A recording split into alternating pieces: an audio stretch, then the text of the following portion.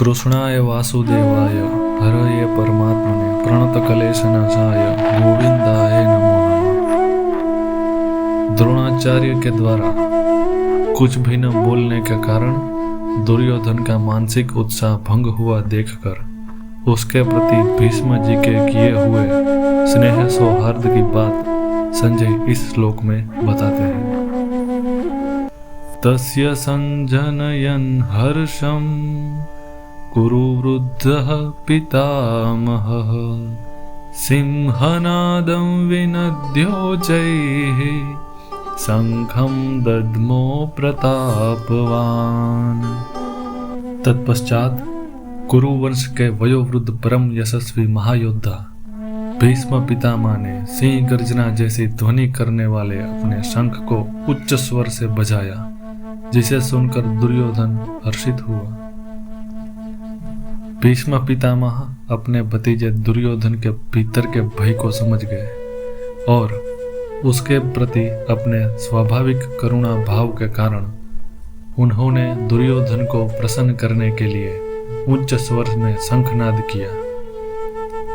यद्यपि वे जानते थे कि दूसरे पक्ष पांडवों की सेना में स्वयं परम पुरुषोत्तम भगवान श्री कृष्ण के उपस्थित होने पर दुर्योधन किसी भी स्थिति में युद्ध में विजय प्राप्त नहीं कर सकता, फिर भी भीष्म अपने भतीजे को यह बताना चाहते थे कि वे युद्ध करने के अपने दायित्व का भली भांति पालन करेंगे। भीष्म पितामह अपने भतीजे दुर्योधन के भीतर के भय को समझ गए और उसके प्रति अपने स्वाभाविक करुणा भाव के कारण उन्होंने दुर्योधन को प्रसन्न करने के लिए उच्च स्वर में शंखनाद किया। यद्यपि वे जानते थे कि दूसरे पक्ष पांडवों की सेना में स्वयं परम पुरुषोत्तम भगवान कृष्ण के उपस्थित होने पर दुर्योधन किसी भी स्थिति में युद्ध में विजय प्राप्त नहीं कर सकता, फिर भी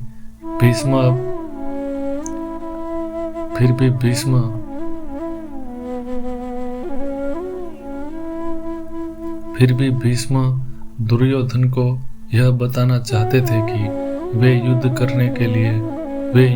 करने के अपने दायित्व का भली भांति पालन करेंगे और उस संबंध में किसी भी प्रकार की शिथिलता नहीं दिखाएंगे। उस समय प्रचलित युद्ध के नियमों के अनुसार शंखनाद द्वारा युद्ध का उद्घाटन किया जाता था। दुर्योधन के साथ द्रोणाचार्य का विद्या का संबंध था और भीष्म जी का जन्म का अर्थात कौटुंबिक संबंध था। जहाँ विद्या का संबंध होता है वहाँ पक्षपात नहीं होता, पर जहाँ कौटुंबिक संबंध होता है वहाँ स्नेहवश पक्षपात हो जाता है। अतः दुर्योधन के द्वारा चालाकी से कहे गए वचन सुनकर द्रोणाचार्य चुप रहे, जिससे दुर्योधन का मानसिक उत्साह भंग हो गया।